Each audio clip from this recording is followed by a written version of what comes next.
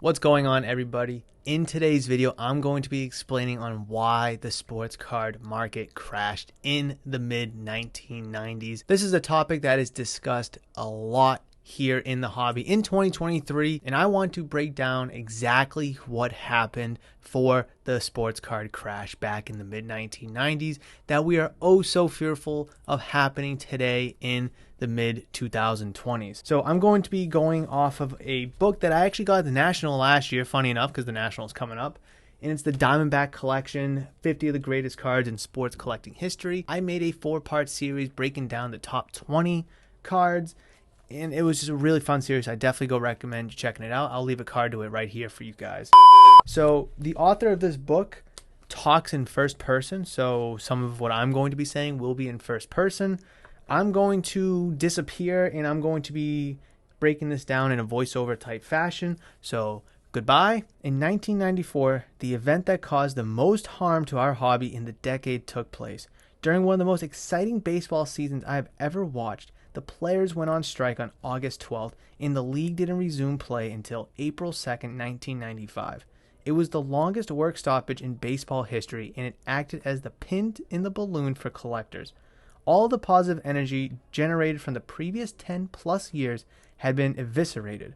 Hobby participation, which was still largely driven by baseball, declined rapidly. Stores and shows gradually became endangered species. It wasn't a death sentence, but it hurt for a while. Hey, me again.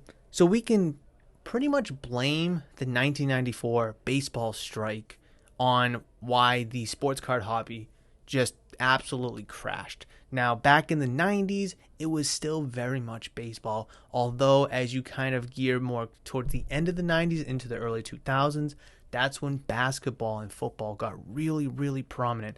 But at this time, it was still mainly baseball. However, that was just one reason on why the hobby crashed. There's actually a second reason why, and it's something that we do a lot of today, and that is chase hunt.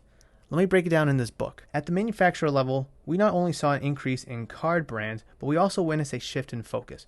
Parallel and inserts / memorabilia cards became all the rage, especially by the second half of the decade, and they came in various forms. They are otherwise known as chase cards, the Willy Wonka golden tickets of the trading card world. Some of the most desirable cards ever made were produced in the 1990s, but their prominence would eventually cause some market issues. These limited edition cards went from being a positive to somewhat a negative, and back to being one of the key drivers of the modern market today. I can vividly remember watching collectors of all ages opening packs, standing over a trash can and tossing all the non-chase or base cards into it. The only cards they were interested in keeping were the cardboard lottery tickets. This was not a healthy practice, and while none of us have a crystal ball, you could see problems on the horizon. Base cards and sets were becoming less relevant, and in some cases obsolete. The chase for chase cards was on and everything else was just in the way, at least to those collectors who were making it rain into the garbage. The allure of swatches or patches, slivers of bats, autographs, and infinite numbers was too great. So there you go. We can blame chase cards as another reason on why the sports card hobby crashed back in the mid 90s.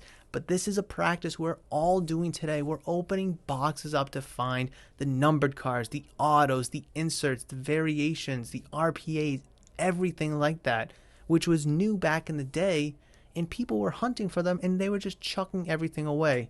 Once they introduced chase cards into boxes and print runs, that is kind of when collecting really shifted and became a backseat. As it's stated in the book, kind of became obsolete. So hopefully you guys enjoy this little history lesson. I definitely love the fact that I picked this book back up and just reading a lot about the history of sports cards. There's so much information in here, and I really want to go over more and more of it with you guys. So hopefully if you like this kind of video, smash the thumbs up button, comment down below, give me your thoughts. If you were around the 80s and the 90s, let me know your thoughts and opinions about what happened to the sports card market. I'd love to hear what you have to say if you experienced it firsthand. So definitely drop a comment down below. That's going to do it for this video. I've queued up an excellent video right there for you guys that I do believe is going to be excellent for your hobby endeavors. Hopefully, I'll see you in that one.